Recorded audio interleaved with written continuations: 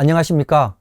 이번 세션에서는 리인벤트 2024에서 발표된 네트워크 및 보안에 대한 주요 기술을 소개합니다. 저는 네트워크 부분을 설명드릴 AWS 김성로입니다. 제 발표에 이어서 AWS 보안 전문가 황재훈님께서 보안 부분을 진행하겠습니다. 이번에 발표된 네트워크 신규 기능은 작년 3, 4분기 이후에 출시된 내용을 담고 있습니다. 주로 프라이빗 링크와 VPC 레티스와 같은 어플리케이션 네트워크 서비스에 대해 많은 기능이 소개되었는데요. 이는 네트워크에 대한 고객의 새로운 경향을 반영한 것이라고 이해할 수 있습니다. 저는 오늘 이 두 서비스에 추가된 신규 기능에 대해 설명드리겠습니다. 아울러 클라우드 프론트를 포함하여 주요 네트워크 서비스의 새로운 기능에 대해서도 말씀드리겠습니다. 프라이빗 링크에서 UDP 프로토콜을 지원합니다. 그동안 프라이빗 링크 서비스는 TCP만 지원을 했습니다.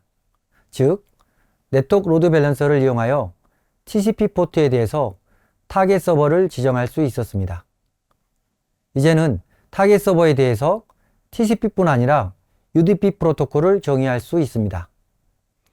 UDP를 사용하기 위해서는 먼저 타겟 서버에 IP 버전 6 주소를 부여하고 네트워크 로드 밸런서에서는 부여된 IP 버전 6 주소로 타겟 서버를 지정해야 합니다. 클라이언트 VPC에서 기존처럼 IP 버전 4나 IP 버전 6 주소를 이용하여 VPC 엔드포인트에 접근하면 네트워크 로드 밸런서는 IP 버전 6 주소로 변환하여 타겟 서버로 UDP 패킷을 전달합니다. 앞으로는 미디어 스트리밍, 게이밍, VoIP 등 다양한 UDP 기반의 어플리케이션도 프라이빗 링크를 이용할 수 있습니다. 프라이빗 링크가 드디어 리전 간 연결을 지원합니다.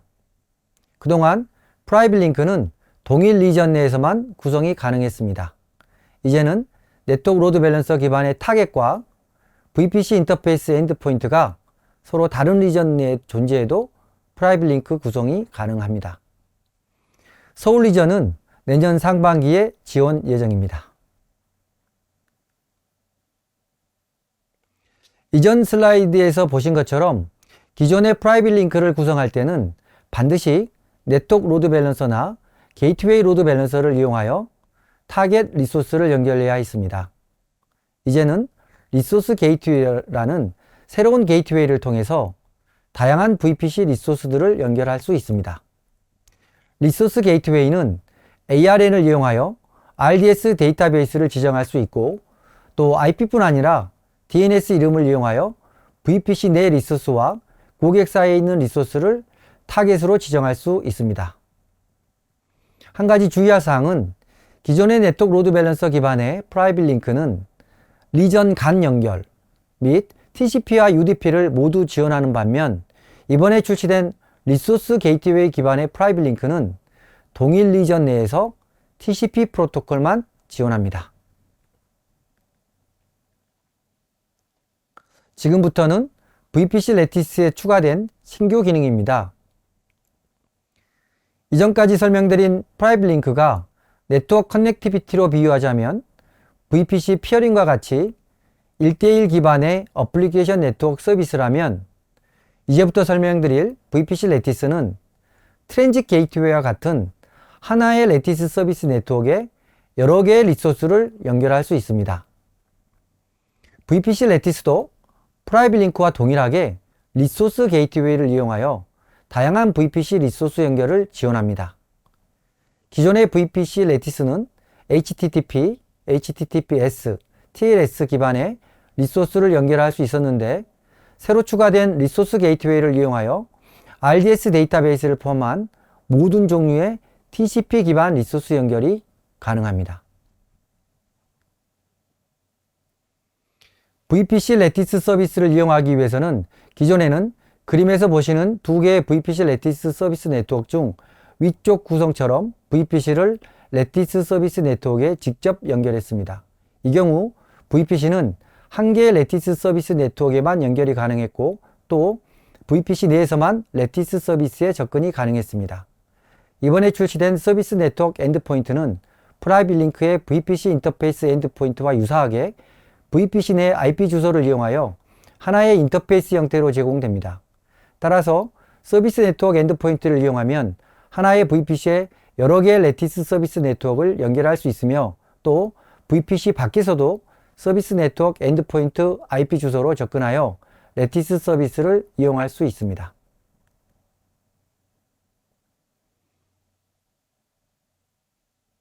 VPC 레티스에서 별도로 어플리케이션 로드 밸런서를 이용하지 않고 아마존 ECS 타스크를 타겟 그룹으로 직접 지정할 수 있습니다. 이에 따라 EC2, EKS, ECS, 람다, 파게이트 등 모든 종류의 컴퓨터 리소스를 단순한 구성으로 연결하여 인프라 운영을 더욱더 효율적으로 관리할 수 있습니다. 지금까지 프라이빗 링크와 VPC 레티스 서비스에 대한 신규 기능에 대해 설명드렸습니다. 지금부터는 주요 네트워크 서비스별 추가된 기능들에 대해 하나씩 살펴보겠습니다. 먼저 클라우드 WAN 서비스입니다. 그동안 클라우드 WAN에서 다이렉트 커넥트를 연결하기 위해서는 트랜짓 게이트웨이를 통해서만 구성이 가능했습니다. 이제는 트랜짓 게이트웨이 없이 클라우드 WAN에 다이렉트 커넥트 게이트웨이를 직접 연결할 수 있습니다. 로드 밸런서 용량 확보 기능이 제공됩니다. 신규 서비스 출시나 중요 이벤트 등으로 짧은 시간에 트래픽 급증이 예상되는 경우 사전에 로드 밸런서의 용량 확보를 통해 안정적인 서비스 제공이 가능합니다. 콘솔이나 API를 통해 어플리케이션 로드 밸런서 또는 네트워크 로드 밸런서에 대해 필요한 용량 증설을 신청하면 AWS 서비스 팀에서 리소스를 제공해 드립니다. 한국 리전은 현재 어플리케이션 로드 밸런서에 대해서만 용량 예약 신청이 가능합니다. 제로 트러스트를 기본으로 한 AWS Verified Access 서비스가 HTTP 이외의 어플리케이션을 지원합니다. 난 HTTP 리소스에 대한 별도의 접근 및 연결 솔루션 없이 TCP, SSH, RDP 등 다양한 프로토콜을 이용하여 안전하게 리소스 접근이 가능합니다. 클라우드 프론트 서비스에는 보시는 바와 같이 아래 4가지 주요 기능이 추가되었습니다. 첫째, VPC 오리진 기능입니다. 기존에는 클라우드 프론트에서 공인 IP 주소를 갖고 있는 퍼블릭 인터넷 리소스만 오리진으로 지정이 가능했으나 이제부터는 VPC 내 프라이빗 서브넷에 있는 리소스도 오리진으로 지정이 가능합니다. 따라서 보다 안전하고 편리하게 오리진 리소스를 관리할 수 있습니다. 둘째, 애니캐스트 기반의 고정 IP 주소 지원입니다.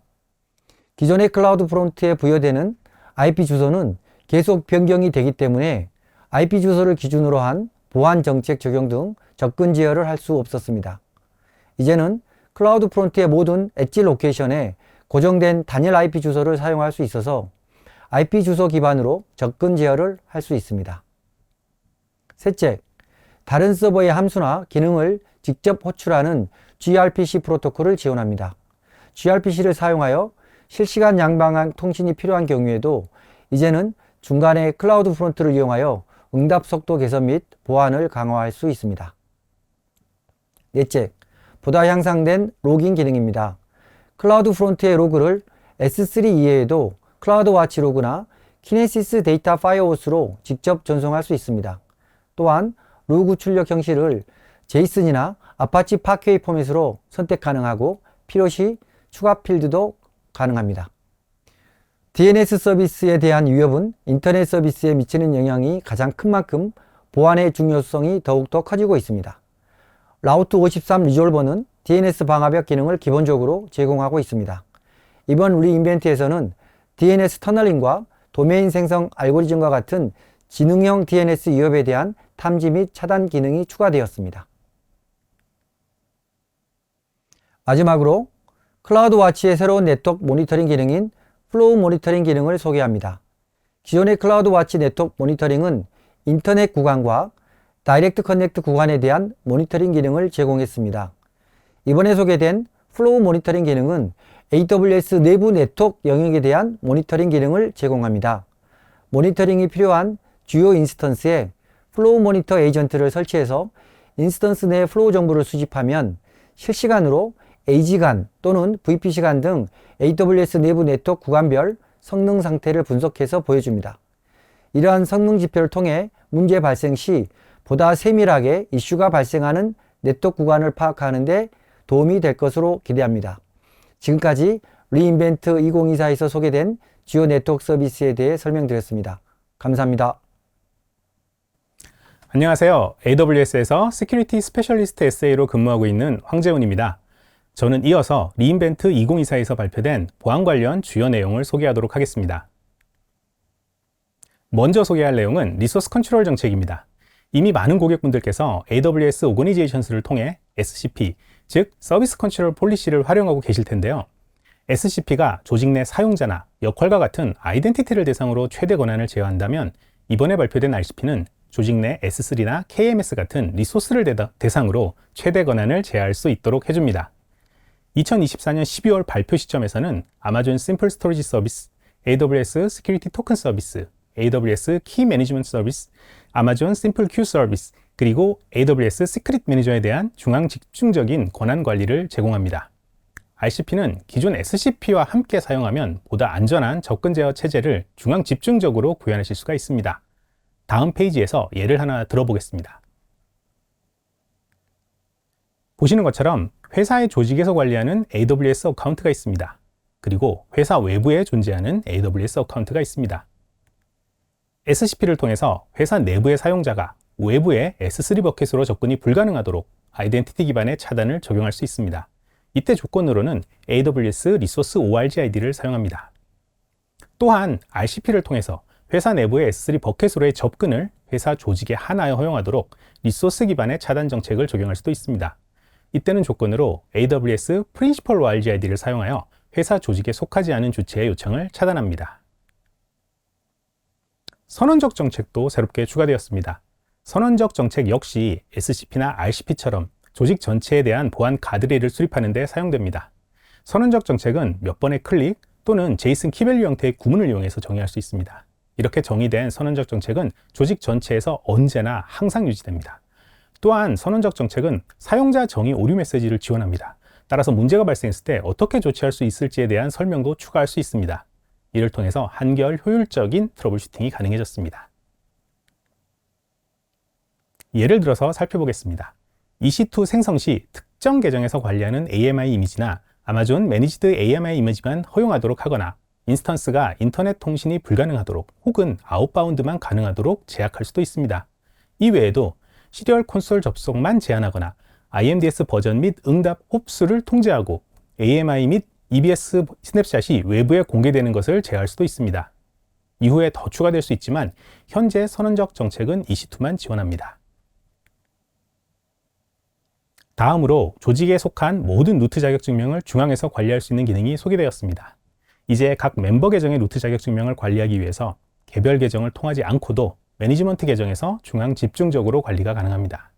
이를 통해 조직의 관리자는 멤버 계정의 루트 자격증명을 안전하게 제거하여 루트 계정을 악용하는 보안 이벤트를 사전에 예방할 수 있습니다.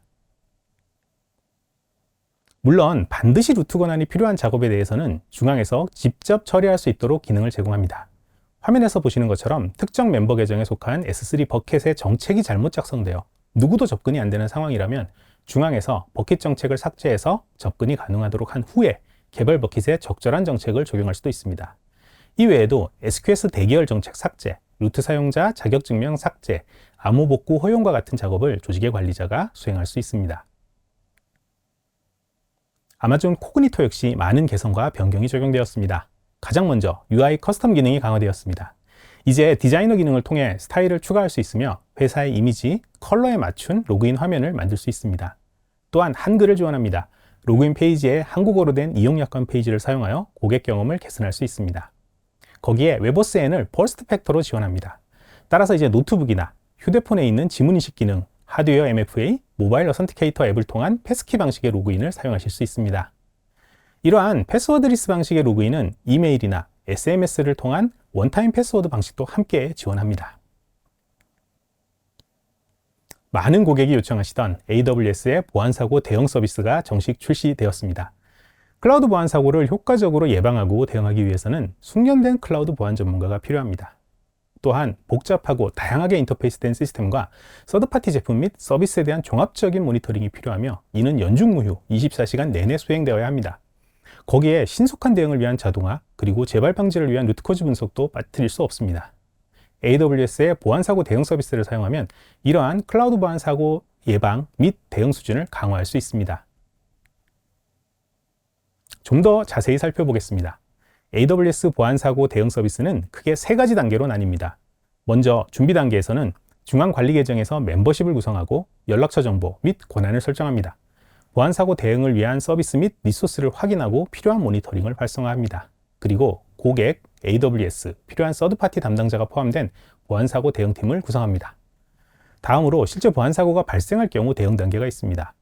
고객이 자체적으로 신고를 하거나 기존에 활성화한 모니터링을 통해서 보안 케이스가 자동으로 생성되어 준비 단계에서 구성한 보안사고 대응팀으로 에스컬레이션이 됩니다. 그러면 해당 케이스에 대해서 즉시 사고 대응 단계가 진행되며 메신저를 통한 지원, 비디오 콜 등을 통해서 사고에 대응하게 됩니다. 마지막으로 복구 및 후속 조치 단계입니다. 발생한 케이스는 자동화된 케이스 이력 관리를 통해서 관리되며 추후 동일 문제가 발생할 시 즉시 대응할 수 있는 자동화 설정을 진행합니다. 또한 보안 사고에 대한 분석 보고서가 제공되어 공격, 전술, 기법, 절차와 관련한 인텔리전스를 확보할 수 있습니다. 요금은 월 7,000불부터 AWS 사용 요금에 따라 차등부가 됩니다. 장기 약정 없이 월 단위로 언제든지 온보딩 및 캔슬이 가능합니다. 아마존 가드듀티의 위협 탐지 기능이 확장되었습니다. 이제 가드듀티는 발생한 각각의 개별 보안 이벤트들을 자동으로 연관시켜서 마이터 어택 프레임워크 기반으로 묶어주고 분류합니다. 이를 통해 탐지된 보안 이벤트들이 서로 어떤 연관관계를 가지고 어떤 순서로 발생했는지 좀 더 쉽고 명확하게 확인할 수 있으며 함께 제공되는 권장 해결 방안을 통해 가장 중요한 위협에 집중하고 빠른 대응을 가능하게 합니다. 위협 행위자들의 공격은 한 번에 성공하지 않습니다. 노출된 공격 표면을 찾아내고 크리덴셜을 확보하기 위해 시도하고 로그를 지우고 하는 행위들이 보다 심각한 침해 전에 나타나며 이를 효과적으로 탐지하고 대응하는 것이 중요합니다. 아마존 가드듀티의 확장된 위협 탐지 기능은 이렇게 멀티 스테이지에 걸쳐 발생하는 위협에 대해서 효과적으로 대응을 제공합니다. 별도의 비용이나 구성을 할 필요 없이 가드듀티는 이러한 멀티 스테이지 위협을 분류하고 연계합니다. 기존에는 크게 심각하지 않게 보던 외부로부터의 스캐닝 실패 이벤트들이 실제 발생한 침해와 어떻게 상호 연관이 되어 있는지를 확인할 수 있습니다. 또한 AWS가 지속적으로 관리하는 스레드 인텔리전트가 반영되어 위협의 최신 경향에 대해서도 신속하게 보안 인사이트를 가져가실 수 있습니다. 이를 통해서 세큐리티 허브나 다른 연계된 서드파티 제품을 통해 이미 구현되어 있는 대응 워크플로우를 그대로 활용하면서도 새로운 위협에 대한 대응을 적용할 수 있게 되었습니다. 이번 리인벤트에서 소개된 또 다른 개선 사항으로 오픈서치 제로 ETL과 세큐리티 레이크의 통합을 들 수 있습니다. 이 통합은 보안 데이터의 효율적인 검색과 분석을 가능하게 하여 복잡한 데이터 엔지니어링을 간소화합니다. 아마존 오픈서치 서비스에 새롭게 추가된 중앙관리 데이터 연결 기능을 통해서 세큐리티 레이크의 로그를 직접 쿼리함으로써 데이터 이동 비용도 줄이고 운영 오버헤드를 최소화할 수 있습니다. 리인벤트 시점에서는 아직 서울 리전을 지원하고 있지 않습니다만 대규모 조직의 보안 이벤트를 포괄적이고 효과적으로 관리할 수 있는 기능이므로 빠른 서울 리전 지원을 기대해 봅니다. 아마존 버추얼 프라이빗 클라우드 블록 퍼블릭 액세스, 줄여서 VPC BPA가 발표되었습니다. 고객분들은 때로 수천 개의 AWS 계정과 여러 부서나 어플리케이션 개발팀이 소유한 많은 VPC를 가지고 있습니다. 그러다 보니 VPC 내부에 구성된 리소스가 조직의 정책에 맞지 않게 인터넷에 노출되는 경우가 발생할 수 있었습니다. VPC BPA는 원클릭으로 이러한 인터넷 노출을 제어할 수 있습니다. 이 선언적 제어는 기존 네트워크 설정과 정책의 우선함으로 라우팅 및 보안 구성에 관계없이 적용됩니다. 관리자는 계정의 모든 VPC 또는 선택한 VPC에 BPA를 적용함으로써 양방향 또는 수신 전용 인터넷 연결을 차단할 수 있습니다. 물론 인터넷 액세스가 필요한 리소스를 위해 서브넷을 선택적으로도 허용할 수 있습니다. 보안 그룹에 대한 개선도 그동안 이루어져 왔는데요. 이번 리인벤트에서는 정리되어서 소개되었습니다. 우선 보안 그룹에 대한 VPC 어소시에이션이 가능해졌습니다. 이제 같은 계정 내에서 그리고 동일한 AWS 리전 안에서 하나의 보안 그룹을 여러 VPC와 연결하실 수 있습니다. 그림에서 보는 것처럼 유사한 웹 애플리케이션이 여러 VPC에서 서비스되는 경우 하나의 보안 그룹을 여러 VPC에 연결해서 효과적으로 사용하실 수 있습니다. 다음으로는 보안 그룹 쉐어링입니다.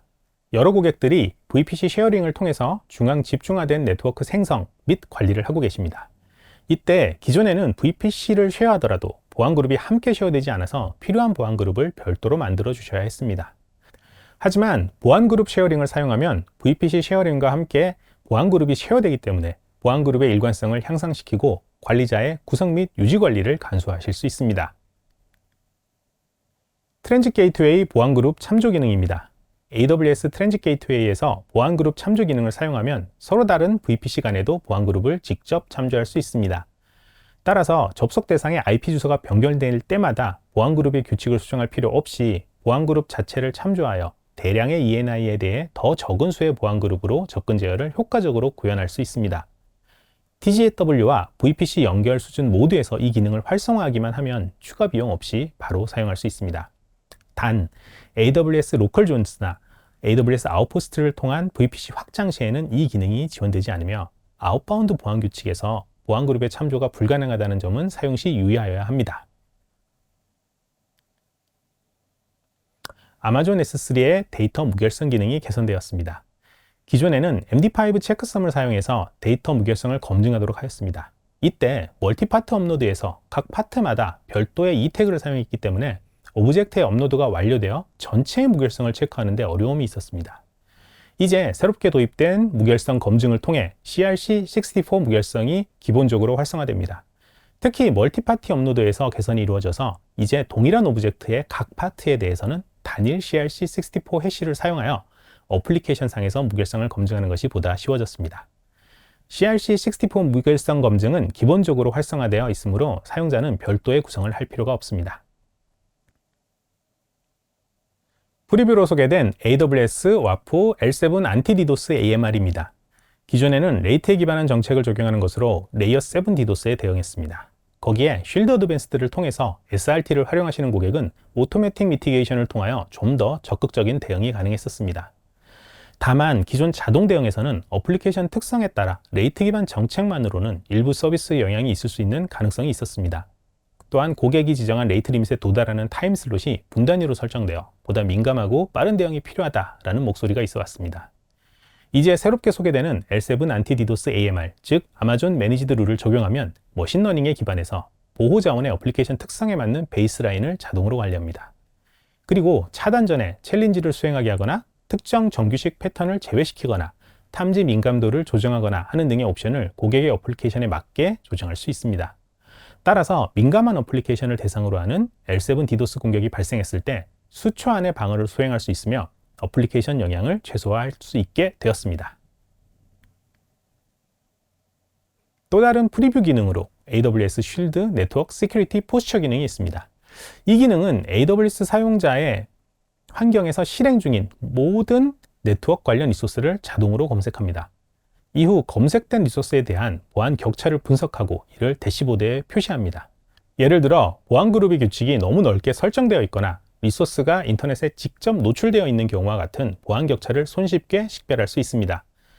원래는 좀 더 많은 기능을 포함하여 다른 이름으로 나올 예정이었으나 우선적으로 완성되는 기능부터 프리뷰로 차근차근 발표되는 것으로 조정되었습니다. 이번에 소개된 네트워크 보안 태세 점검 이후에는 토폴로지 분석 및 문제 분석, 시각화, 구성 오류 점검 및 트래픽 분석 기능 등이 추가될 예정입니다. 이렇게 해서 리인벤트 2024에서 발표된 네트워크 및 보안에 대한 주요 기술을 네트워크 스페셜리스트이신 성론님과 함께 살펴보았습니다. 아시는 것처럼 매년 12월에 진행되는 리인벤트 외에도 AWS에서는 보안에만 특화된 행사인 리인포스가 매년 6월에 열립니다. 아무래도 보안에 특화된 행사이니만큼 최신 보안 기술을 다루는 기술 트랙뿐 아니라 보안 전문가들을 위한 다양하고 매우 유익한 프로그램들이 많이 진행됩니다. 2025년 리인포스에도 많은 참석 부탁드리면서 세션을 마치겠습니다.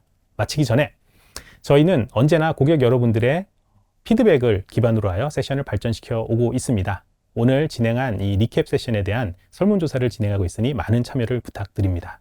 저는 AWS 보안 스페셜리스트 SA 황재훈이었습니다. 감사합니다.